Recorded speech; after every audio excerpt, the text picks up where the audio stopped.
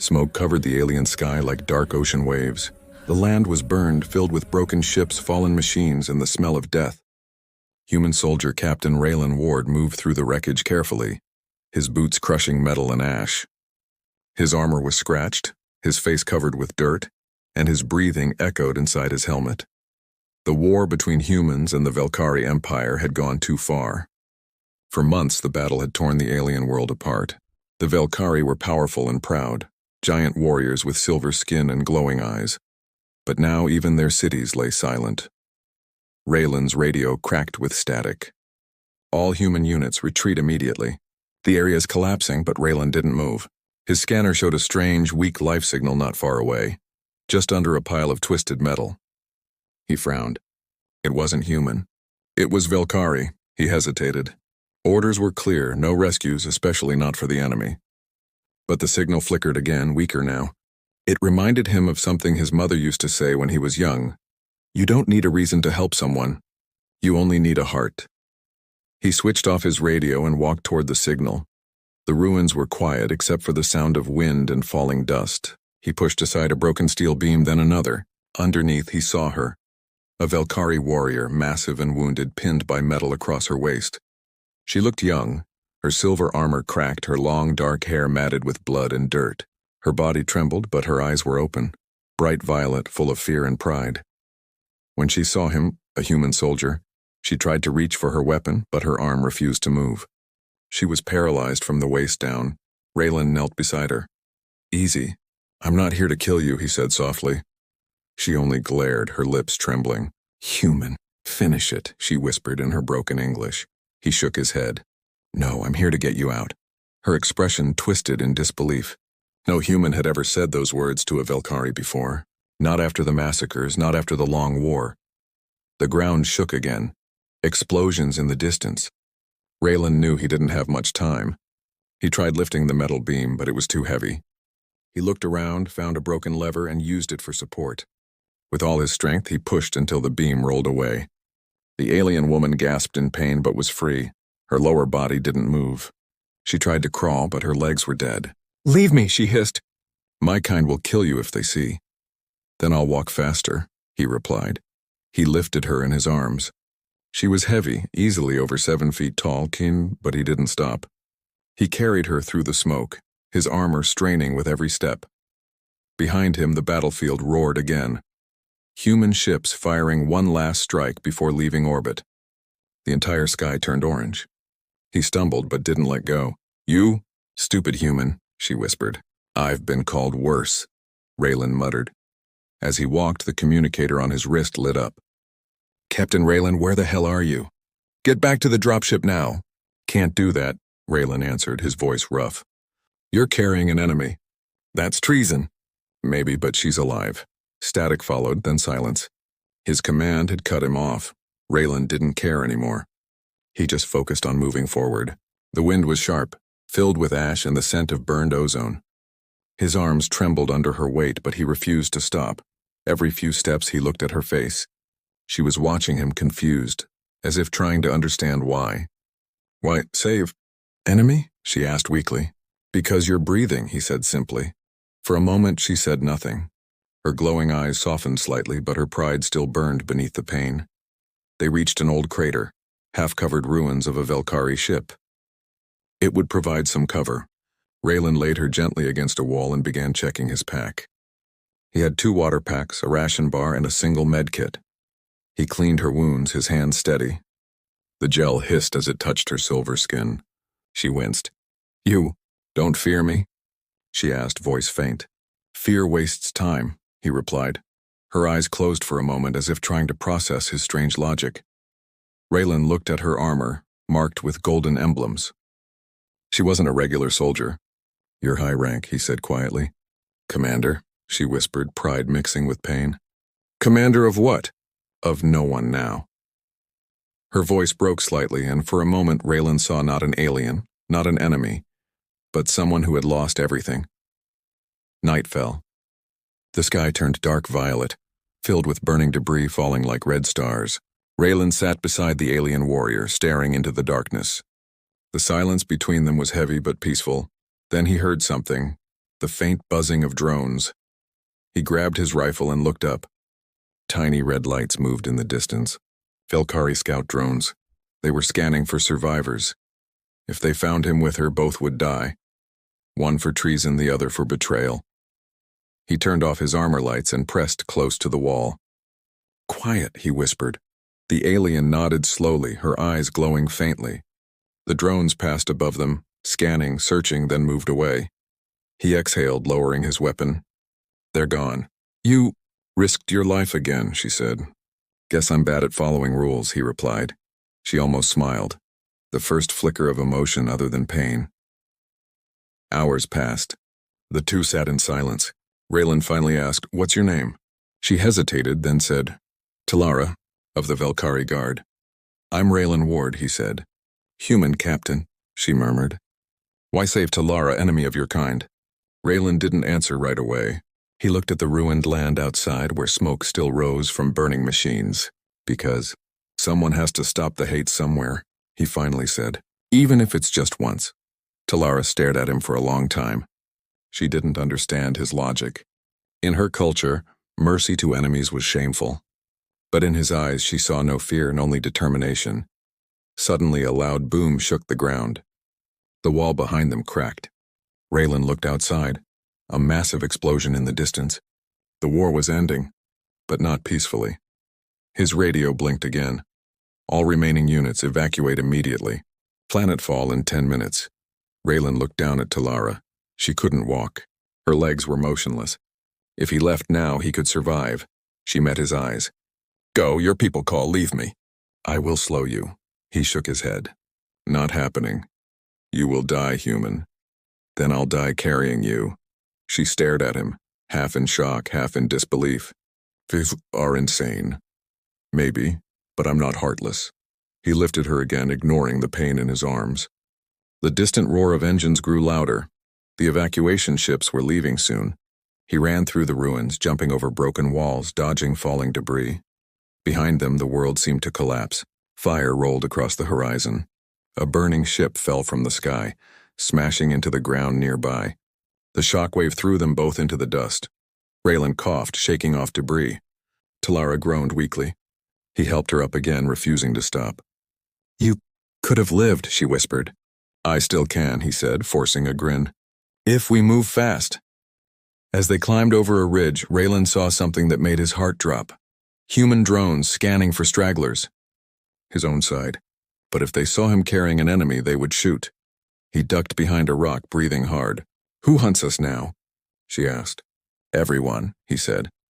They stayed hidden as the drones moved closer, their red lights sweeping across the ruins. The sound was deafening, metallic wings slicing through the air. Raylan clutched his rifle, knowing one wrong move could end everything. The light passed inches from his face, then turned away. The drones moved on, unaware. He let out a breath and whispered, "Still breathing." Talara looked at him quietly and said, "You carry your enemy on your back, yet call yourself human. Strange creature." "Yeah," he said softly. "Humans are strange like that." They found shelter inside a broken transport ship. Raylan sealed the entrance with debris and placed her down gently. She was pale, her skin dimming, losing its silver glow. "You need rest," he said. "You need reason," she replied weakly. "You will die for me." "Maybe," he said, looking out the broken hull window. "But maybe saving one life matters more than winning one war." Talara stared at him until her eyes closed. She fell asleep, exhausted.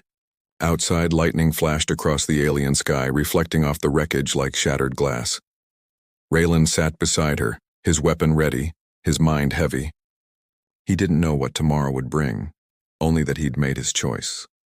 And far above, both human and Velkari ships were leaving orbit, abandoning the planet. And the two souls who refused to stop being human. The cold wind swept across the ruins, carrying the smell of burned metal. Captain Raylan Ward opened his tired eyes as the weak morning light touched his face. He had barely slept. Every small sound made him reach for his rifle. The alien commander, Talara, lay beside him inside the wrecked transport ship. Her breathing was shallow. The silver glow of her skin had dimmed overnight. Her once golden armor now looked dull, broken, and covered with dust. Raylan checked her pulse. Weak, but steady. He sighed in relief. He had carried her for miles, through explosions and storms. Now they were both stranded. No help from humans, no mercy from aliens. He turned on his communicator again. Only static answered.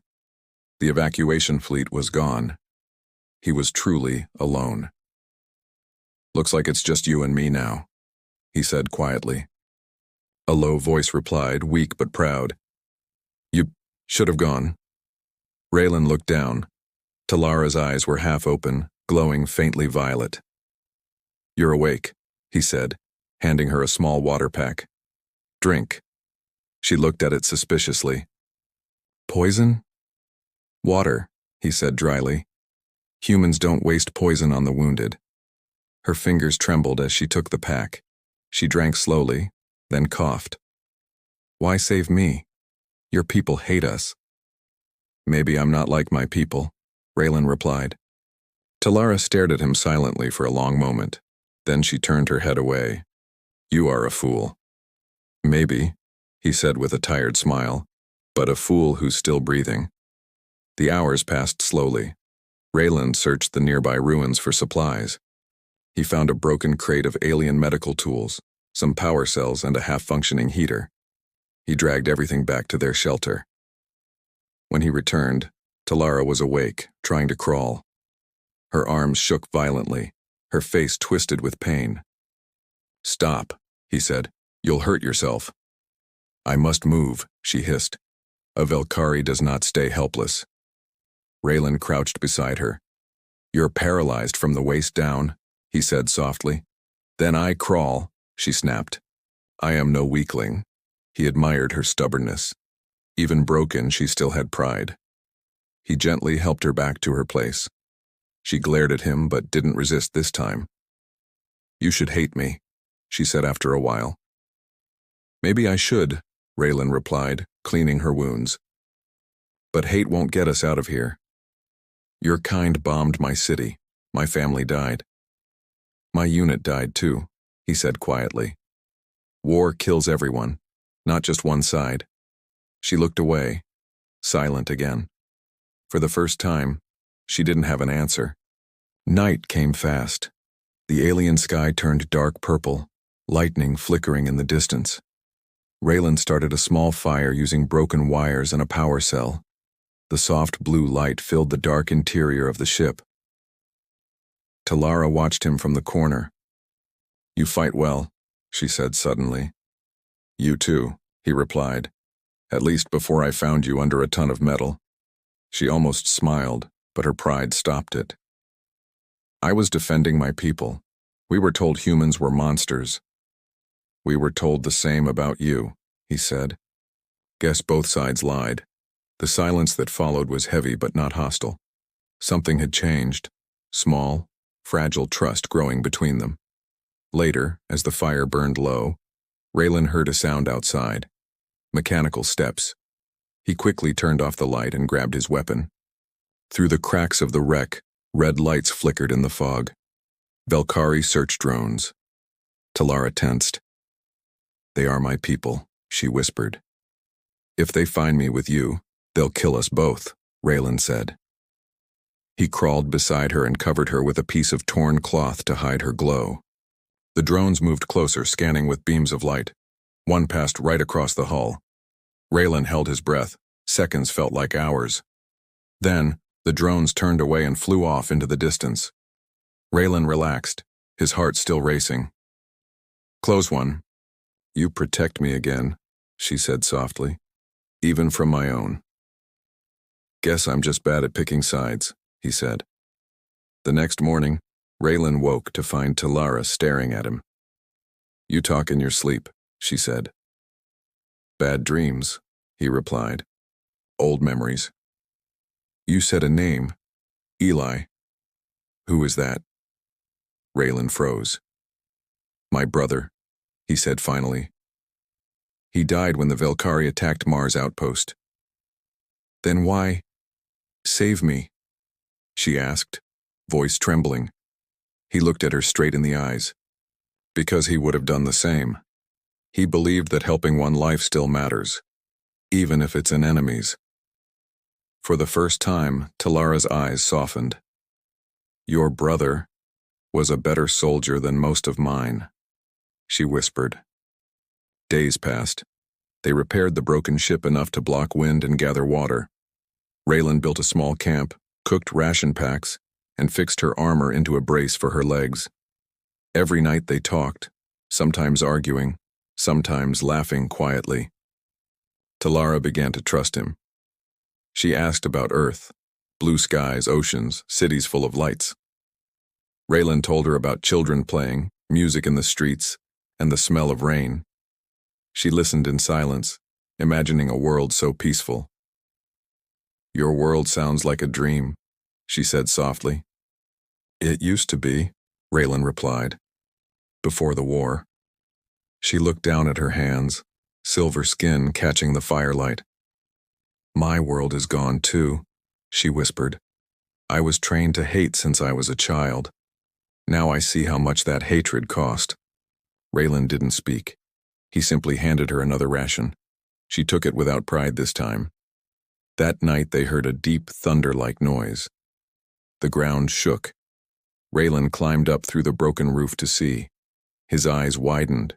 Dropships, hundreds of them, descending in the far distance. "Reinforcements," he muttered. "Not human ones." He climbed back down quickly. "Your people are returning," he told Talara. "They'll scan this whole area." "Then you must go," she said. "If they find you here, they will burn you alive." "I'm not leaving you," he replied firmly. Talara's voice rose. "You will die. They will not care that you saved me. You are human." "Then we die together," he said simply. She stared at him in shock. No one had ever spoken to her like that, not even her own kind. "Why are you like this?" she asked, voice shaking. "Because if we start saving each other instead of killing," Raylan said, "maybe this war will finally end." The sound of engines grew louder. Raylan grabbed his rifle and looked out through the cracks.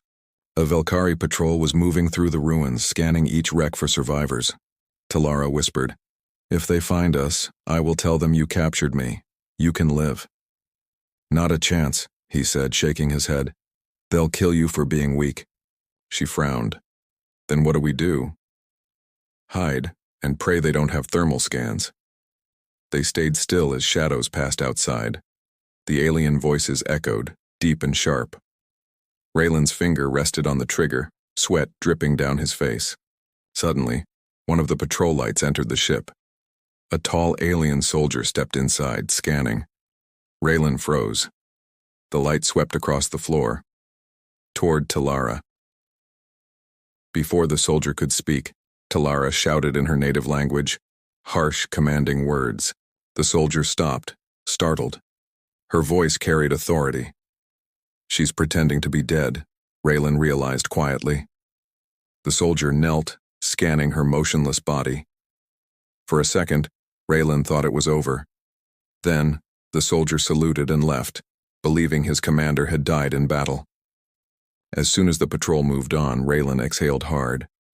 That was close.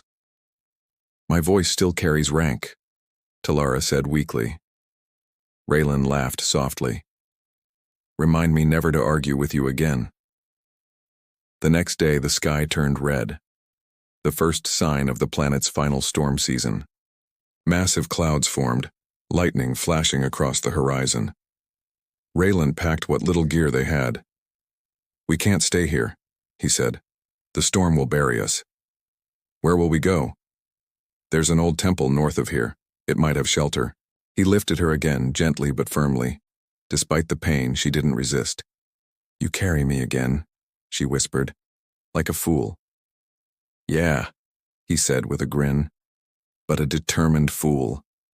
They walked through the storm together, dust and lightning all around. Every step was harder than the last. Talara looked up at him through the storm and asked quietly, "When this ends, what will you do?" "Go home," he said, "if there's still a home left. And if not, then I'll build one." Her lips curved in a faint smile. "Perhaps Humans are not as weak as we believed. By the time they reached the old temple, Raylan could barely stand. He laid her down gently inside, collapsed beside her, and laughed weakly. "We made it," he said, breathing hard. "You are impossible," she whispered, smiling faintly. Thunder rolled outside. The storm screamed like the cries of the dead. Raylan leaned back against the stone wall, closing his eyes. He could feel her heartbeat next to him. Slow, steady, alive. For the first time since the war began, two enemies sat together in peace. But far away, the Velkari reinforcements were already transmitting signals, scanning, searching. They had found traces of a human and a traitor. The hunt was not over yet. The storm screamed outside the old alien temple. The sky flashed with violet lightning, and the ground shook with every strike. Inside, Captain Raylan Ward sat close to a dying fire, his armor cracked and blackened from dust. Beside him lay Talara, the Velkari commander. Her body trembled from exhaustion, her face pale under the faint glow of alien runes carved into the walls. For a moment, the war felt distant, just wind, silence, and two broken souls who should have been enemies. Raylan was cleaning his rifle when Talara spoke quietly. "You will not survive here long. The storm will last for weeks." "I've survived worse," he replied. She studied him, her eyes glowing faintly violet. "You are strange, human. You risk your life for one who should hate you."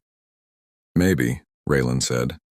"But maybe hate has already done enough damage." She turned away, saying nothing. But her fingers brushed against the edge of his coat, a small, unconscious act that said more than words. Hours passed. The wind grew colder, louder. Raylan tried to rest, but the ground began to rumble again. Not thunder this time. He froze. It was the rhythmic pulse of engines. He climbed up the broken steps of the temple and looked through a shattered opening. In the distance, through sheets of rain, he saw Velkari landing crafts. Dozens of them, he cursed under his breath. "They found us," he rushed back down. "Talara, your people are coming. They'll kill us both." "They won't kill me," she said weakly. "But they will end you." Raylan grabbed his rifle. "Then we move." "I can't," she said, her voice breaking. "My legs, they do not respond anymore." He stared at her. The proud alien warrior who once led armies, now trembling, helpless. He tightened his grip on the weapon. "Then I carry you again," she shook her head. "No, Raylan.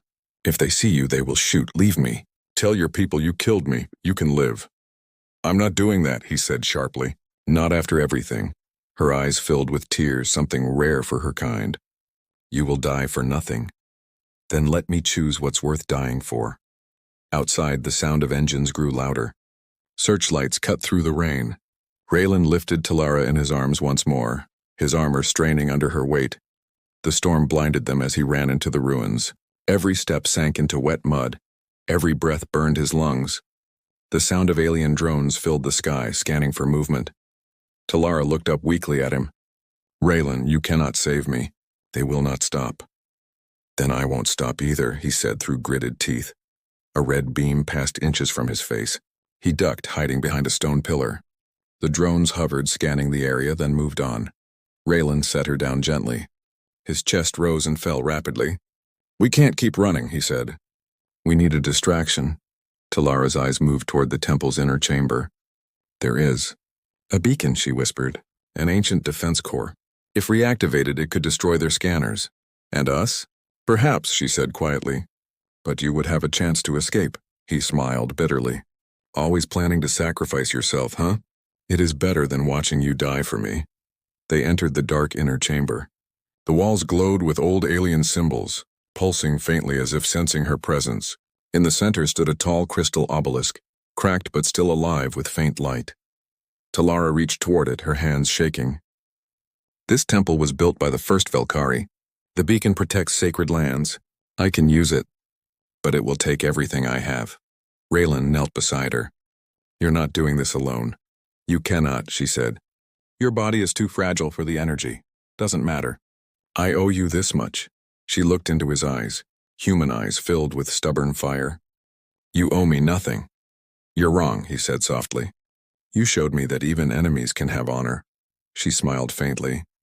You truly are a fool. Told you that on day one, he said, trying to smile back. Outside, the drones were getting closer again. The temple walls shook as explosions thundered nearby. The storm's lightning mixed with fire from the ships. Talara placed her hands on the crystal, chanting softly in her native tongue. The air began to hum. Blue light spread through the walls, growing brighter, hotter. Raylan watched in awe. Her silver skin glowed like liquid metal, her eyes burning with power. But he could also see her life fading, her body trembling violently. He stepped forward. Talara, stop. It's killing you. It must be done, she whispered. They will not stop hunting you. This is the only way. He grabbed her hand. We can find another way. But before he could finish, the light exploded outward. A wave of energy shot into the sky, tearing through the clouds. The drones above shattered instantly, the ship spiraling out of control. The ground cracked open, and a blinding blue storm engulfed everything. When the light faded, the world was silent again. Raylan woke up hours later, half buried under debris. His helmet was cracked, his body aching. He pushed himself free and looked around. The temple was gone, only smoking ruins remained. Talara? He called out weakly. No answer. He limped through the rubble until he saw her, lying near the shattered obelisk, her body still glowing faintly. He fell beside her, trembling. Hey, come on, stay with me. Her eyes fluttered open, barely glowing now. You lived, she whispered. Because of you, he said, holding her hand. She smiled weakly. Then I have done something right. He shook his head, tears mixing with the rain. Don't you dare leave me now. You're the strongest one here. No, she said softly. You are. You carried your enemy across fire and called her friend. Her breathing slowed. Promise me something, Raylan. Anything. Tell them. We were not all monsters. He squeezed her hand. I promise. A small smile touched her lips. Strange human, she whispered. You made me believe in peace. And then the light in her eyes faded. Raylan sat in the rain for a long time, holding her body. He didn't speak. He didn't cry. He just stared at the horizon, where the first light of dawn broke through the storm clouds. When he finally stood, he removed a small insignia from her armor, the Velkari commander's emblem, and placed it on his chest beside his own.